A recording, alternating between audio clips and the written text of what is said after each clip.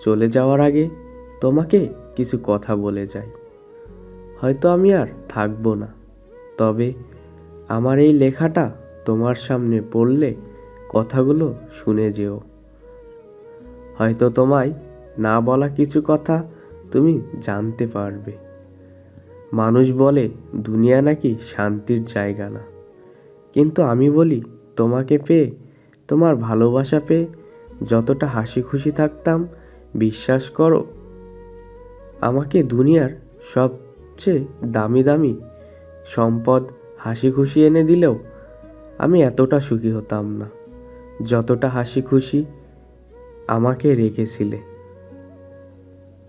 আর তারপর যখন তুমি আমাকে অবহেলা করতে শুরু করলে, আমার থেকে দূরত্ব বাড়িয়ে দিলে কোনো কারণ ছাড়াই, তখন মনে হতো আমার থেকে পুরো পৃথিবীটাই দূরে চলে যেত। আর তখনই আমি বুঝতে পারলাম প্রিয় মানুষকে ছাড়া থাকা কতটা কষ্টের হতে পারে। আর সেই কষ্টটা তুমি দিলে আমাকে। তুমি ছেড়ে চলে গেলে আমাকে। তুমি তোমার কথা রাখোনি। ভালোবাসি বললেও তুমি আমাকে ভালোবাসোনি।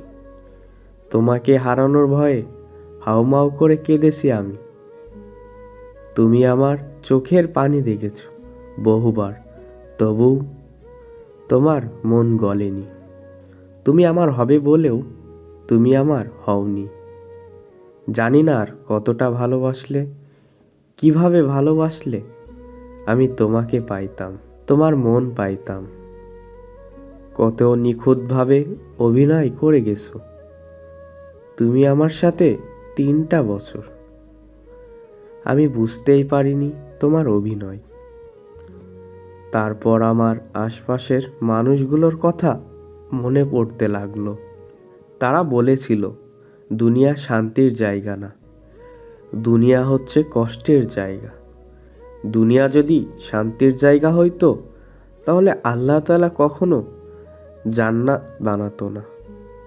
আসলে আমি সেটা বুঝতে পারিনি। আমি তোমাকে ভালোবেসে আমার জান্নাত, এই দুনিয়াকে বানিয়েছিলাম। তোমার মাঝে আমার সব সুখ শান্তি খুঁজেছিলাম। তোমাকে নিজের থেকেও বেশি ভালোবেসেছিলাম। তাই তো এই কষ্টটা আমার পাওনা ছিল। তবে এখন আর কোনো কিছু হারানোর ভয় নেই। আমি একসময় যেটা হারানোর ভয় করতাম, ব্যাস সেটাই হারিয়ে ফেললাম। তবে তুমি ভালো থাকো তোমার ব্যক্তিগত জীবনে। অবশ্যই তুমি ভালো থাকতে পারবে না, কারণ জীবনের কাউকে কাঁদিয়ে কেউ কোনো দিন সুখী হতে পারে না। তবুও বলছি, পারলে ভালো থাকো। আমার একটি দীর্ঘ নিঃশ্বাস তোমার জীবনের অভিশাপ হয়ে যেন না দাঁড়ায়। এখনো অনেক ভালোবাসি তোমাকে।